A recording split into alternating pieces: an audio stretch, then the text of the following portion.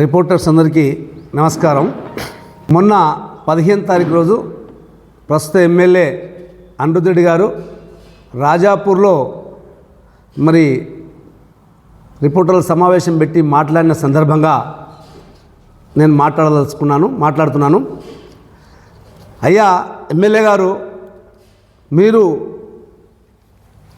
మాట్లాడేటప్పుడు ఒక పద్ధతి ఏది లేకుండా నీ ఇష్టానుసారం మాట్లాడుతున్నావు.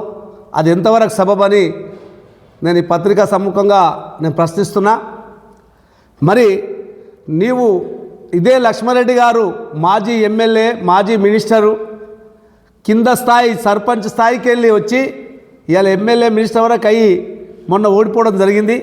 మరి నువ్వు డైరెక్ట్ ఎమ్మెల్యేగా అయ్యి అతన్ని పట్టుకొని నీవు ఏం 10 ఏళ్ళు ఏం పీకలేదని ఒక పెద్ద వర్డ్ మాట్లాడినావు. అది ఎంతవరకు నీకు మంచిగా అనిపిస్తుంది? అతని మీద కేవలం ఒక్క మాట కొరకు, తెలంగాణ రాష్ట్రం కొరకు, తన ఎమ్మెల్యే పదవికే మొట్టమొదటి రాజీనామా చేసిన వ్యక్తి మీద నువ్వు ఇష్టం వచ్చినట్టు మాట్లాడుతున్నావు. మరి నువ్వు ఇప్పుడు నువ్వు 30 ఏళ్ళు రాజకీయంగా నేను ఇంకా ఉంటా అంటున్నావు. మరి నువ్వు ఇప్పుడు ఈ 30 ఏళ్ళు ఏం చేస్తావో, ఈ కనీసం ఈ గెలిచిన 5 ఏళ్ళు ఏం చేస్తావో నువ్వు చెప్తలేవు. నీకు గిట్ల నిజంగా కూడా అంత శరం ఉంటే నువ్వు ఇప్పుడు ఆయన తెలంగాణ కొరకు రాజీనామా చేసి ఎట్లా మళ్ళీ గెలిచి ఎమ్మెల్యే మినిస్టర్ అయ్యాడో నువ్వు ఒక్కసారి మళ్ళీ రాజీనామా చేయి. ఇప్పుడు మళ్ళీ గెలు. 30 ఏళ్ళు అసలు మీకు ఎవరు అడ్డమే లేకుండా మళ్ళీ గెలిస్తే ఎప్పుడు కూడా నీకు ఎవరి మా లక్ష్మణరెడ్డి కానీ మేము కానీ ఎవరు నిలబడకుండా యునానిమస్గా నువ్వు ఒక్కడే 30 ఏళ్ళు చెయ్యి. దమ్ముంటే అది నీ యొక్క ధైర్యం ప్రవర్తించు. మరి ఇంతకుముందుకు ఏమన్నావు? ఎమ్మెల్యే గారు వారానికి ఒక్కసారి కూడా రాలేదు, పాత ఎమ్మెల్యే అన్నావు. ఆయన వారానికి 5 రోజులు వచ్చేవాడు, 2 రోజులు రాకుంటే ఇవాళ రాలేదనే వాళ్ళు. కానీ ఇవాళ వారానికి ఒక్కసారి కూడా రావడం లేదు, 10 రోజులకు కూడా ఒక్కసారి. మీ కార్యకర్తలే ఫోన్ చేస్తే ఫోన్ లేపుతలేవు. మేము చేసిన గత ప్రభుత్వం చేసిన పనులను నువ్వు టెంకాయలు కొట్టుకుంటూ ఇనాగ్రేషన్ చేసుకుంటా ఈరోజు నేనేదో గొప్పగా ఆ పనులు చేసినా ఈ పనులు చేసినా అని మాట్లాడుతున్నావు. నువ్వే స్టేట్మెంట్ ఇచ్చినావు కొత్త గెలిచినప్పుడు.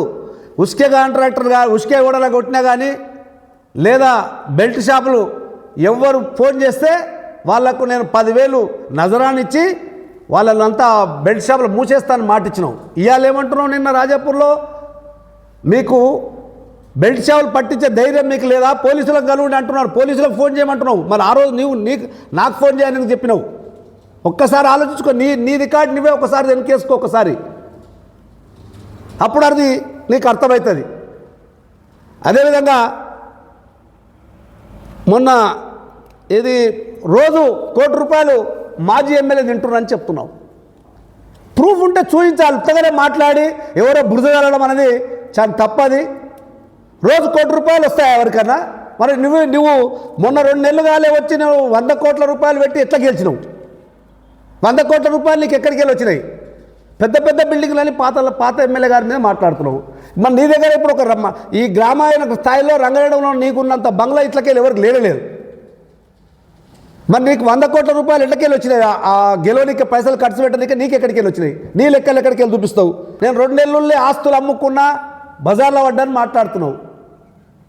మరి నీకు ఆస్తులు ఎక్కడికి వెళ్ళి వచ్చినాయి? ఎన్ని ఆస్తులు అమ్మినావు? అది కూడా నిరూపించాలి కదా. ఏది లేకుండా నీకు ఇష్టం వచ్చినట్టు నోరుంది కదా, నాలుగు ఉండాలి. కానీ ఎవరు దొరికితే వాళ్ళ మీద మాట్లాడితే సభ్య సంస్కారం ఉందా లేదా అని నేను అడుగుతున్నాను. ఇంకోటి, దొంగ కాంట్రాక్టులు అని అన్నారు. దొంగ కాంట్రాక్టర్లు రోడ్లు లేకుండానే బిల్లు తీసుకున్నారు. ఎవరో చూయించు, పట్టిస్తే సార్ సంతోషం. అది రోడ్లు వేసినకే పైసలు లేవు ముర్రా అంటుంటే నువ్వు రోడ్లు లేకుండా బిల్లు చేసుకొని తిన్నారంటున్నావు. వాళ్ళు ఎవరో వాళ్ళ పేర్లు చెప్పాలి కదా. ఊరికే బట్టగాల్చి బయట వేసేదానికన్నా ఎవరు వాళ్ళు, ఏ దొంగ కాంట్రాక్టర్లు బిల్లు పని లేకుండా రోడ్లు వేయకుండా బిల్లు తీసుకుని వాళ్ళ పేర్లు బయట పెట్టండి. అవసరమైతే వాళ్ళ మీద తీసుకుపోయి జైలు వేపియండి మీకు ధైర్యం ఉంటే. ఊరికనే బట్టగాల్చి వేయకూడదు. పని ఏమైనా ఉన్నా కూడా మీరు ఇప్పుడు గవర్నమెంట్ ఎమ్మెల్యే, ఇప్పుడు మీ గవర్నమెంట్ ఉంది, నువ్వు ఎమ్మెల్యే గెలిచినావు, నీవు ఏ తప్పులుంటే వాళ్ళని పట్టియండి, వాళ్ళ మీద క్రమశిక్షణ చర్య తీసుకోండి. అది మీ చేత ప్రభుత్వం చేయక ఇతరుల మీద, మాజీ ఎమ్మెల్యే మీద ఇవన్నీ మాట్లాడితే తప్పు. మరి మాజీ ఎమ్మెల్యే చేయలేదనే ఉద్దేశంతో నేను గెలిచినావు కదా, మరి హాస్పిటల్లో డాక్టర్లు 16 మంది డాక్టర్లు ఇంతకుముందు డిప్యుటేషన్ ఉంటే క్యాన్సిల్ చేయించినావు. మరి ఇప్పుడు ఒరిజినల్గా పోస్ట్ 16 మంది డాక్టర్లను ఇక్కడ పోస్ట్ చేపియండి. అట్లా చేస్తే మీకు లాభం ఉంటుంది. మళ్ళీ నీకు 30 ఏళ్ళ రాజకీయం ఇస్తుంది ప్రజలు.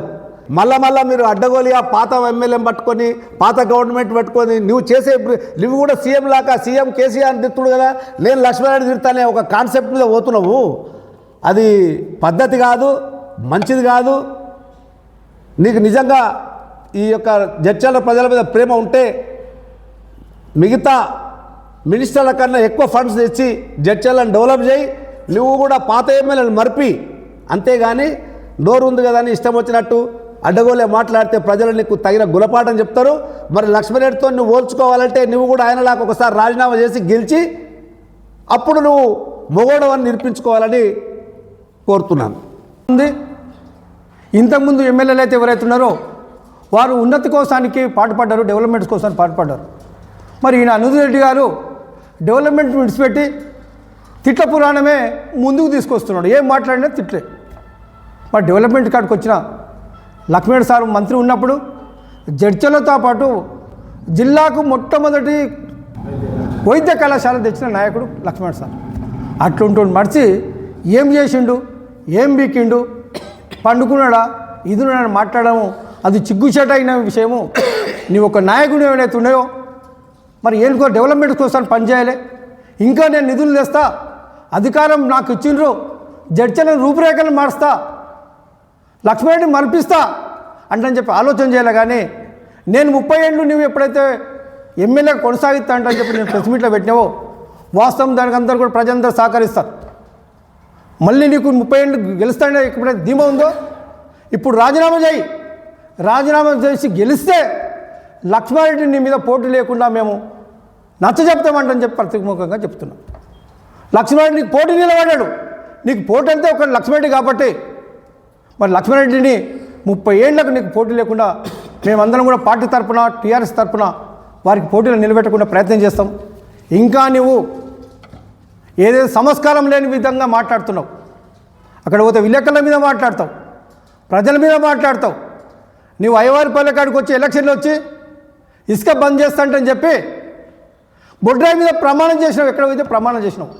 నీ ప్రమాణాలు ఏమైనాయి? నువ్వు నిజంగా అధికారం ఉండవు, ప్రభుత్వం మీది, పోలీసు వ్యవస్థ మీది. మరి ఏదైతే కాంట్రాక్టర్లు ఏదైతే మాట్లాడుతున్నావో నిజంగా పని చేయకుండా కాంట్రాక్టర్ ఎవరు తీసుకున్నారో వాళ్ళని బయటకు తీ. అది నీ బాధ్యత. నువ్వు ఎమ్మెల్యే కదా, అధికారం నీ లేదా.